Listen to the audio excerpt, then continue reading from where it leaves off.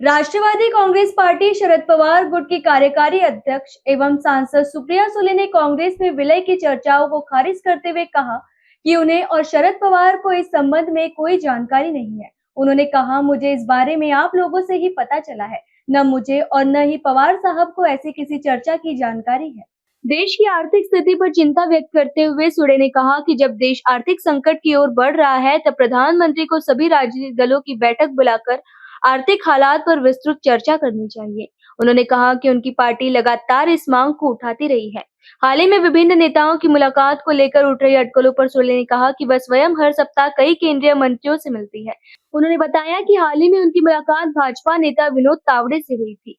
वे अपने काम के लिए आए थे और मैं अपने काम के लिए गई थी। अलग-अलग दलों के नेताओं का कामकाज के सिलसिले में मिलना सामान्य बात है, उन्होंने कहा। सुड़े ने यह भी स्पष्ट किया कि उनकी पार्टी के किसी विधायक, सांसद या पदाधिकारी से किसी ने संपर्क नहीं किया है। शिवसेना के नेता संजय राउत के बयानों पर प्रतिक्रिया देते हुए सुले ने कहा कि तृणमूल कांग्रेस प्रमुख ममता बनर्जी और कांग्रेस संसदीय दल की अध्यक्ष सोनिया गांधी के बीच बैठक हुई थी, लेकिन उसमें उनकी कोई भूमिका नहीं थी।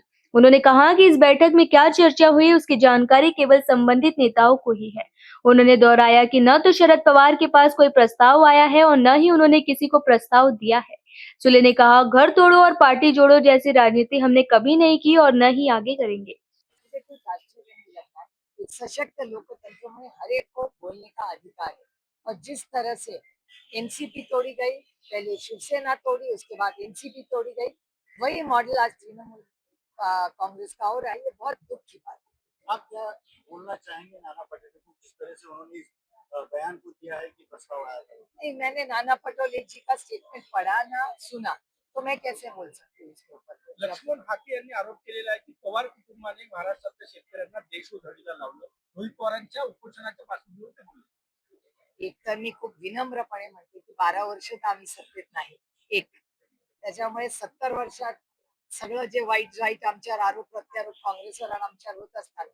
आता कसं आहे, नवीन सून लग्न होऊन येते ना, तेव्हा सगळं सासूच्या चुका असू शकतात, पण लग्नाला 10-15 वर्ष झाली ना, मग सासूला किती वर्ष नावं ठेवणार. सुनेनी काहीतरी जबाबदारी घेतली पाहिजे ना. वय पण वाढतं, अनुभव पण वाढतो, जबाबदाऱ्या पण वाढतात, तरी हरकत नाही. पण शेवटी जे कोणी बोलतं पवार कुटुंबाच्या विरोधात, कसं आहे, पवारांच्यावर टीका केली की हेडलाईन होते. तो इतना तो हक बनताय ना त्यांना नावं ठेवायचं. हेडलाईनही होते, बातमीही होते आणि एका सशक्त लोकशाहीमध्ये जसं मला बोलण्याची ताकद आहे, तशी मला ऐकण्याची ताकद आहे. काही तुम्ही अमरावती जिल्ह्यात जाता, संत्रा उत्पादक शेतकरी अडचणीत आहे. आता उन्हामुळे पीक खराब झालेलं, दुसरं निर्यात बंदी झालेली आहे. 90% संत्रा जात नाही आहे. काय मागणी असणार? मी खरं तर एक 15 दिवसापूर्वी देशाच्या कृषी मंत्र्यांची मी भेटी घेतली होती. आमचा कांद्याचा प्रश्न आपल्या संपूर्ण राज्यात आहे. सगळेच शेतकरी, म्हणजे मध्ये तुम्ही बघितलं असेल, माननीय देवेंद्रजी दिल्लीला गेले होते, तेव्हा त्यांनी मीटिंग घेतली होती कोऑपरेटिव्ह मिनिस्ट्रीची. त्याच्यात साखर व्यवसाय असेल, शेतकऱ्यांचे प्रश्न असतील, त्यांची ती कर्जमाफी असेल, त्या सगळ्या बाबतीत सविस्तर चर्चा झाली असं त्यांच्याही प्रेस कॉन्फरन्समध्ये ऐकण्यात आणि वाचण्यात आलं. पण त्यानंतर केंद्र सरकार आणि महाराष्ट्र सरकारच्या कुठल्याही शेतकऱ्यांच्या धोरणामध्ये फार काही सुधारणा किंवा एक चांगला बदल किंवा गोड बातमी ही आलेली दिसत नाही. कर्जमाफी सरसकट व्हावी ही आमची मागणी आहे. कारण का खरंच प्रचंड अडचणीत आज हा बळीराजा आलेला आहे आणि बळीराजा तर अडचणीत आहे, पण जगातल्या आर्थिक संकटामुळे देशही संकटात आले. म्हणून मी पुन्हा तेच सांगते की गेले अनेक महिने आम्ही अतिशय प्रांजळपणे, अतिशय विनम्रपणे भारताच्या माननीय प्रधानमंत्र्यांना विनंती करतोय, आर्थिक परिस्थितीसाठी ऑल पार्टी मीटिंग बोलवा. देशात राजकारण होत राहील, पण आर्थिक कंबरट ज्या पद्धतीने मोडतंय आज, ह्याच्यातून आपल्याला परत उभं राहायला प्रचंड कष्ट आणि त्रास होऊ शकतात. देश प्रचंड अडचणीत आहे. हा विषय भारत सरकार आणि महाराष्ट्र सरकारने गांभीर्याने घ्यावा. सुप्रिया जी, आखिरी घटके फिर एक बार सांसद सिंधिगढ़ में जाने की चर्चा चल रही है, क्या लगता है, कैसे देखते हैं इसको? अरे 1.5-2 साल हो गए हम चुनके आए, तब से ये चली। सुड़े ने कहा कि वर्तमान समय में राजनीतिक आरोप प्रत्यारोप की बजाय देश को बचाने की जरूरत है। उन्होंने महंगाई, बेरोजगारी, भ्रष्टाचार और नीट परीक्षा से जुड़े मुद्दों का उल्लेख करते हुए कहा कि नेताओं को जनता और युवाओं की समस्या पर ध्यान देना चाहिए। उन्होंने कहा कि संकट में फंसी जनता को सहारा देना राजनीतिक दलों की जिम्मेदारी है। एनसीपी शरद पवार गुट के विधायक रोहित पवार के आंदोलन पर सोढे ने कहा कि वह पहले से ही अनशन न करने की सलाह देती रही हैं। हालांकि उन्होंने कहा कि किसानों के मुद्दे के लिए रोहित पवार जिस तरह संघर्ष कर रहे हैं उस पर उन्हें गर्व है। सोढे ने आरोप लगाया कि सरकार की असंवेदनशीलता के कारण ऐसे आंदोलन करने पड़ रहे हैं। संजय राउत के साथ अपने संबंधों पर सोढे ने कहा कि संजय राउत मेरे बड़े भाई जैसे हैं। बड़े भाई को मार्गदर्शन और सुझाव देने का पूरा अधिकार होता है। मला याच्याबद्दल काहीच माहिती नाही, तुमच्याच कडून ऐकते. काल काल नाना पटोले म्हणले की राष्ट्रवादीकडनं काही महिन्यापूर्वी विलिनीकरणाचा प्रस्ताव काँग्रेसकडे केला होता. मला आदरणीय पवार साहेबांना आणि मला याची काहीच माहिती नाही. होऊ शकतं का असं काही होऊ शकतं का जर कोणी पुढाकार केला तर होऊ शकतं का याच्यामध्ये काही शक्यता आहे का?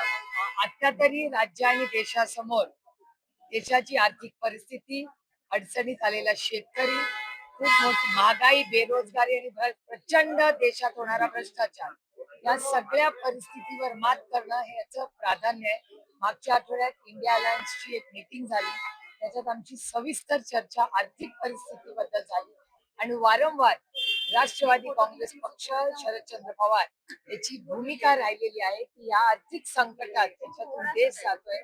माननीय प्रधानमंत्र्यांनी एक ऑल पार्टी मीटिंग ही बोलवावी आणि माननीय प्रधानमंत्र्यांच्या नेतृत्वाखाली देशाची आर्थिक परिस्थिती याच्याबद्दल सविस्तर चर्चा व्हावी, अशी आमची गेल्या अनेक दिवसांची नाही, आठवड्यांची नाही, महिन्यांची विनम्र विनंती सातत्याने राहिली.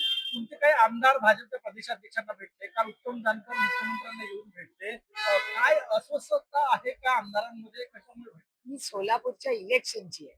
2 आमदार आणि एकतर देशाच्या सगळ्या मंत्र्यांना मी स्वतः दर आठवड्याला भेटते, म्हणून काय अस्वस्थता असते का? काल मी विनोद तावडेंबरोबर पूर्ण दिवस होते जेपीसी मध्ये, म्हणून काय अस्वस्थता थोडी असते. ते त्यांच्या कामासाठी आले, मी माझ्या कामासाठी. आम्ही जेपीसी मध्ये एकत्र होतो, शेजारी बसलो होतो, ट्विटी झाला फोटो, तुम्ही जर फॉलो करत असाल आम्हाला दोघांना तर. त्यामुळे कुठल्याही राजकीय पक्षांमधले लोक विरोधात असू दे किंवा विपक्ष असू दे, हे अनेक वेळा कामांसाठी एकामेकाला भेटत असतात. एकामेकाला भेटलो पुन्हा ते आमच्याकडे येत आहेत, आम्ही त्यांच्याकडे जातो. इंडिया अलायन्स चर्चेच्या मध्ये कोण असावं आणि सातत्याने शरद पवार पक्ष विलीनीकरण होणार आहे. यामागे काही कोणाचं षडयंत्र आहे किंवा काही वाटतंय का काय? मी तुम्हाला खरं म्हणजे आदरणीय पवार साहेब, मी माननीय जयंत पाटील, शशिकांत शिंदे, आमचे आमदार, खासदार, पदाधिकारी, आम्हाला कुणालाच कोणी कॉन्टॅक्ट केलेला नाहीये आणि आम्ही कुणाला कॉन्टॅक्ट केलं नाहीये. त्याच्यामुळे ही बातमी कुठून सुरू झाली, तुम्हाला कोणी सांगितली, हे तुम्हाला माझ्यापेक्षा जास्त माहिती. मुंबईच्या सध्या ज्या घडामोडी आहेत